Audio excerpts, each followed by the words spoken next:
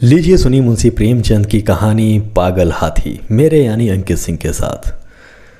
मोती राजा साहब की खास सवारी का हाथी। यूँ तो वो बहुत सीधा और समझदार था, पर कभी कभी उसका मिजाज गर्म हो जाता था और वो अपने में न रहता था। उस हालत में उसे किसी बात की सुध न रहती थी, महावत का दबाव भी न मानता था।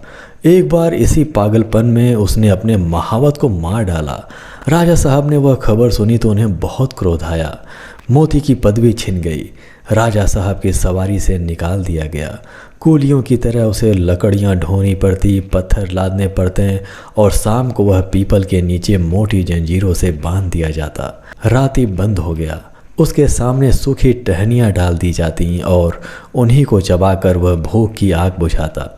जब वह अपनी इस दशा को अपनी पहली दशा से मिलाता तो वह बहुत चंचल हो जाता।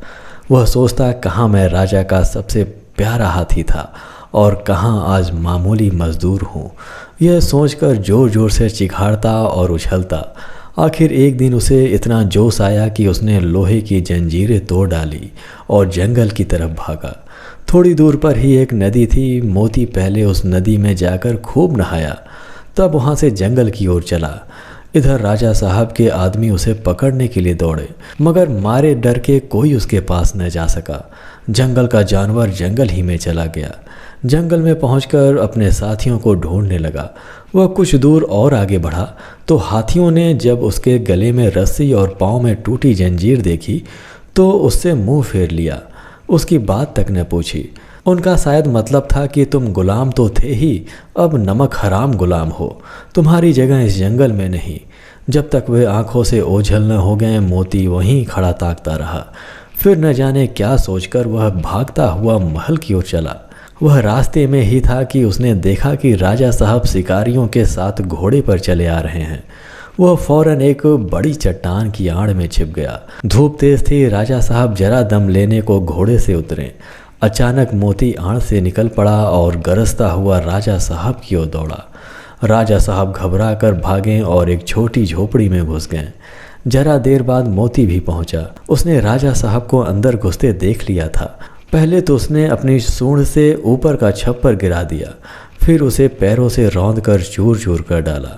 भीतर राजा साहब का मारे डर के बुरा हाल था। जान बचाने की कोई आशा न थी। आखिर कुछ न सूझी तो वह चांद पर खेलकर पीछे दीवार पर चढ़ गए और दूसरी तरफ कूदकर भाग निकले। मोती द्वार पर खड़ा छप्पर रौंद रहा था और सोच रहा था कि दीवार कैसे गिराऊं। आखिर उसने धक्का देकर दीवार गिरा दी। मिट्टी की दीवार पागल हाथी का धक्का क्या सहती।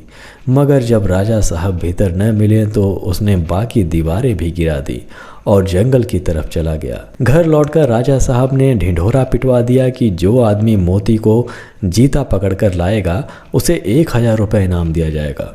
कई आदमी इनाम के लालच में उसे पकड़ने के लिए जंगल गए, मगर उनमें से एक भी न लौटा। मोती के महावत का एक लड़का था, उसका नाम था मुरली। अभी वह कुल 8-9 वर्ष का था, इसलिए राजा साहब दया करके उसे और उसकी माँ को खाने पहनने के लिए कुछ खर्च दिया करते थे। मुरली था तो बालक, पर हिम्मत का धनी था। कमर बांधकर मोती को पकड़ लाने के लिए तैयार हो गया, मगर माँ ने बहुतेरा समझाया और लोगों ने भी मना किया, मगर उसने किसी की न सुनी और जंगल की ओर चल दिया। जंगल में गौर से इधर उधर देखने लगा। आखिर उसने देखा कि मोती सिर झुकाए उसी पेड़ की ओर चला आ रहा है। उसकी चाल से ऐसा मालूम होता था कि उसका मिजाज ठंडा हो गया है।